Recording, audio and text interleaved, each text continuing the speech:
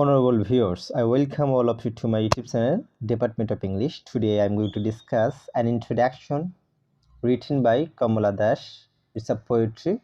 So today I will discuss short summary. So let's get started. So at first, see table of contents. We'll discuss introduction, poem summary. Okay, so men as the rulers of country, women are individuals too. Poets struggle for freedom, her miserable married life, her struggle for the status of I. So this is the contents. So let's start main topics.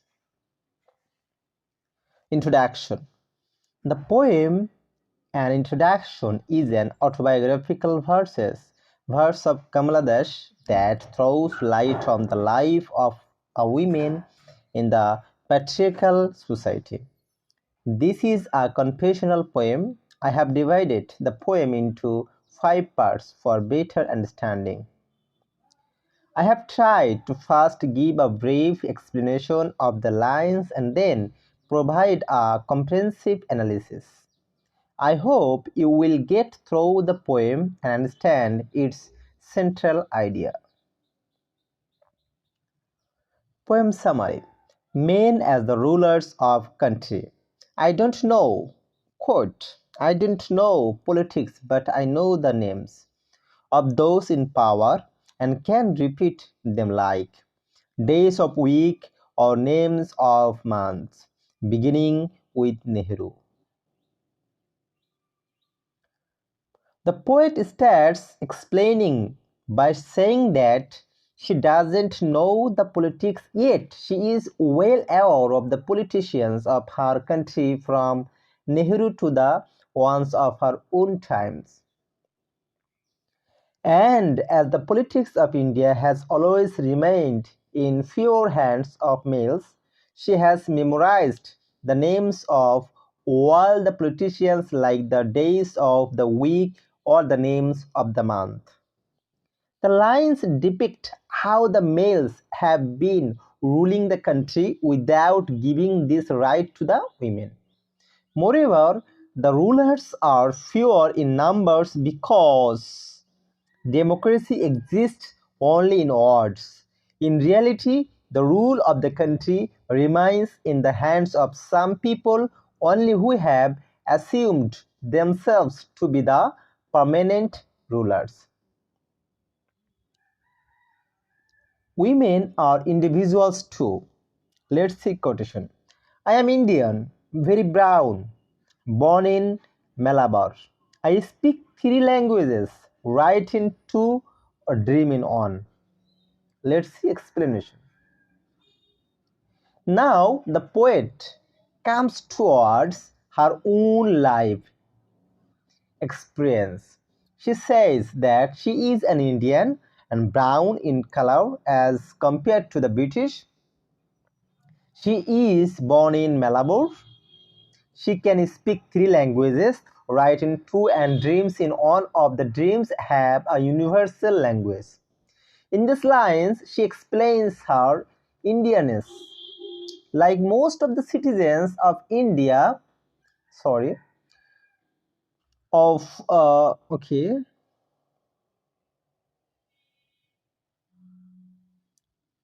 like most of the citizens of India, she is also capable of speaking 3 languages and writing in 2, probably the English and her native language. She says that she dreams of one because the world of dreams is common to all.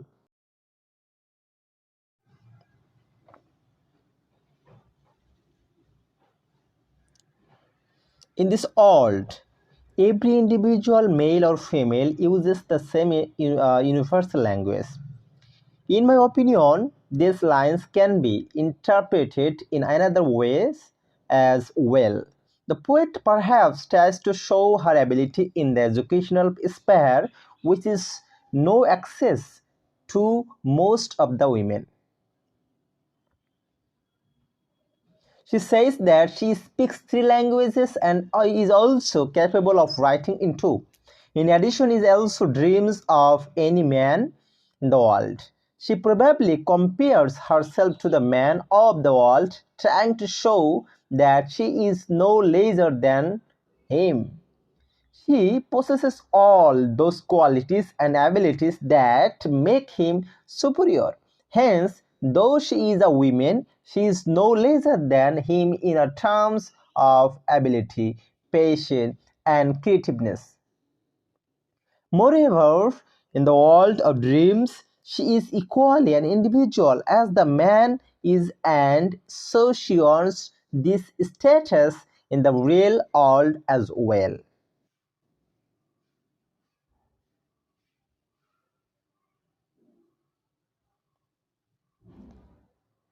Poets' struggle of freedom. Don't write in English, they said. English is not your mother tongue. Why not leave me alone? Critics, friends, visiting cousins, every one of you. Why not let me speak in any language I like?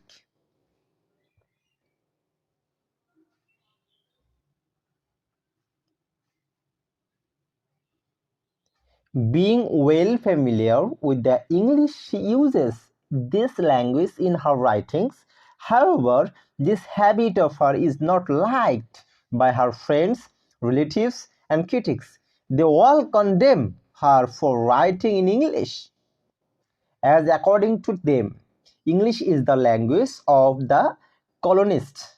She asked them why they criticize her, why she is not given liberty to write in whatever language she desires. In these lines, she exposes the zealous nature of her nears and dears who cannot endure her skills.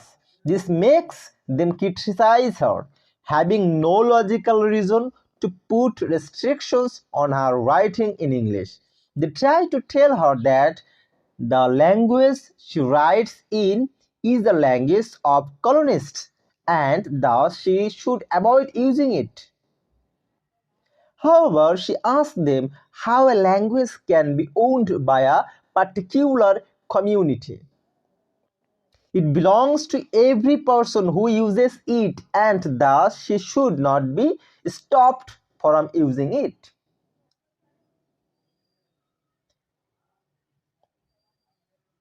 The language I speak becomes mine. Its distortions, its queerness, all mine, mine alone.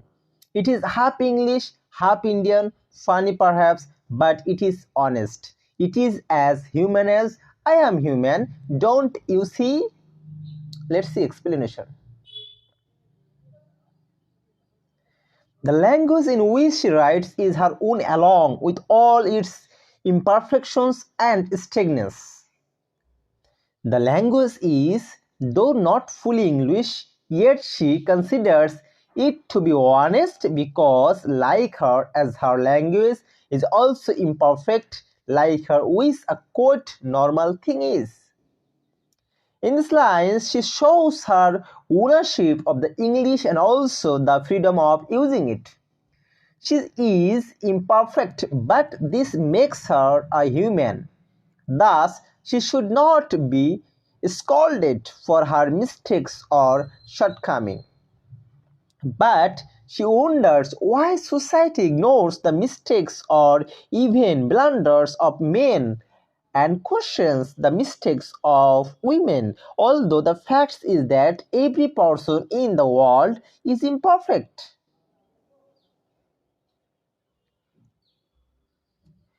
It voices my joys, my longings, my hopes, and it is useful to me as crowing is to crows or roaring to the lions. It is human speech, the speech of the mind that is here and not there, a mind that sees and hears and is ever not the deaf, blind speech of trees in storm or of monsoon clouds of or of rain or the incoherent matterings of the blazing funeral pyre. Let's explain. The language expresses her joys, grief, and hopes. For he, it is like cawing is to crows and roaring is to lions. Example, it is an integral part of her expression. She further says that her speech in English is a speech of humans that minds can understand and not strange and queer like the sound of trees in the storms or of monsoon clouds or of rain or of dead as these voices cannot be understood.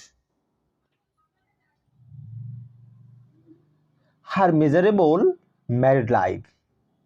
Quote, I sighed and later they told me I grew, for I became tall, my limbs swelled, and on two places sprouted here. When I asked her for love, not knowing what else to ask for, he drew a youth of 16 into the bedroom and closed the door.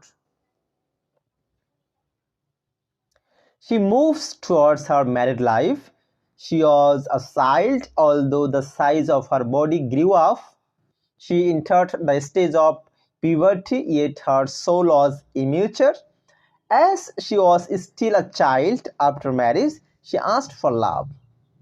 However, her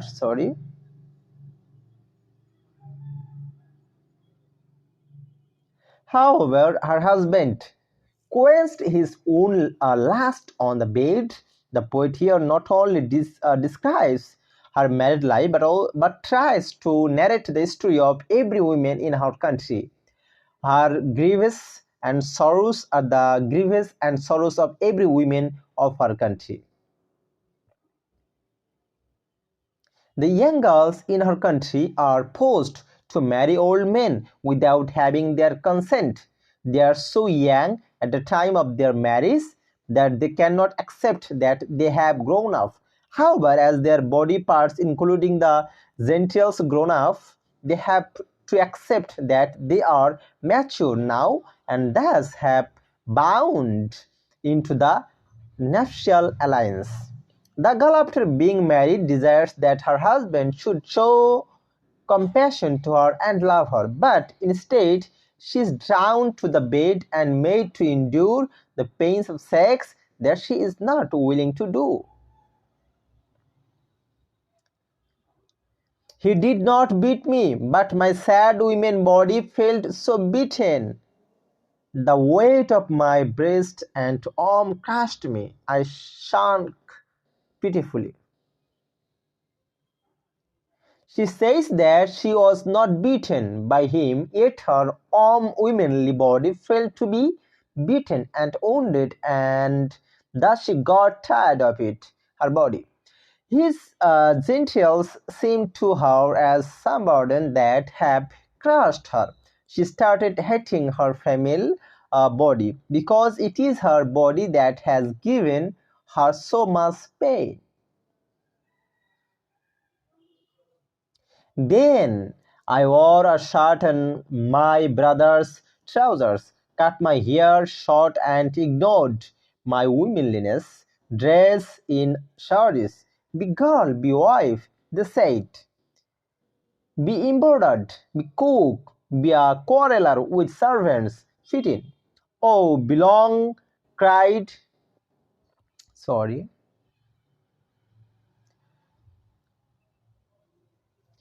So belong, cried the categorizers. Don't sit on walls or peep in through our lace-draped windows. Be Amy or be Kamala or better still, be Madhakuti. It is time to choose a name or role. Don't play pretending games. Don't play at schizophrenia or be a nympho. Don't cry embarrassingly loud when jilted in love. Let's see explanation. To avoid this load, She tried to become a tomboy by adopting the attire of males, but it was not led by her in-laws. They started taunting her. She was commanded to dress in saris, be a girl, wife, embroider, cook, quarreler with servants, etc. She was asked not to hide her real self. Her in-laws even commanded to remain silent and endure her unspeakable love.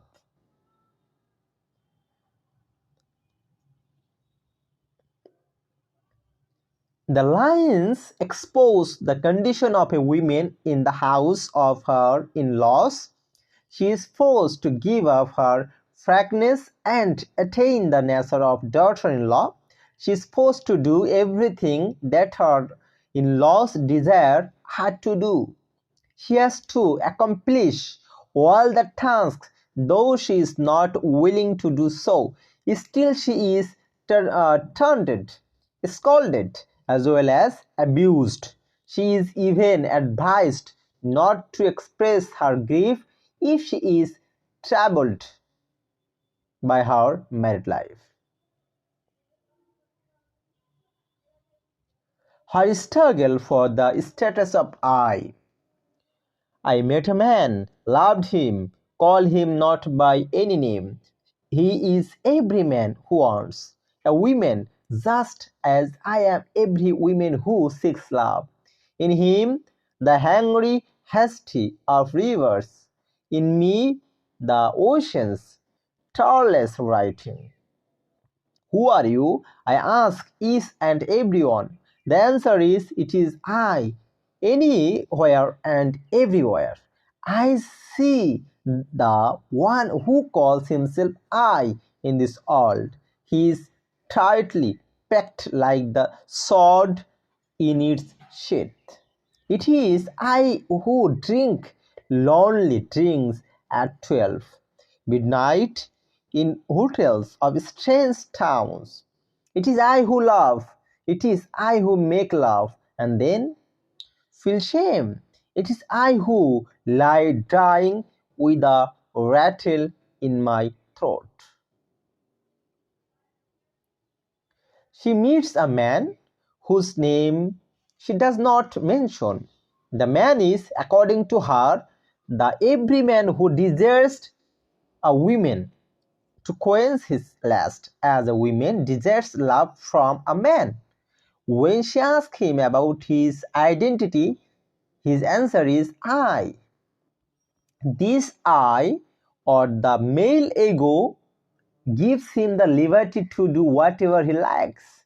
He can drink at midnight, laugh, and satisfy his lust. However, he feels ashamed after losing a woman due to his own shortcomings, and also this ego of I dies when the person dies, and thus his end is no different than the end of the women. I am sinner, I am saint, I am the beloved and the betrayed. I have no joys that are not yours, no aches which are not yours. I too call myself I. Hence, like him, she can also attribute the title of I to herself. Like men, she is also sinner and saint, beloved and betrayed. Her joys and pains are no different than those of men. Hence, she emancipates herself to the level of I. So that's all about introduction written by Kamala.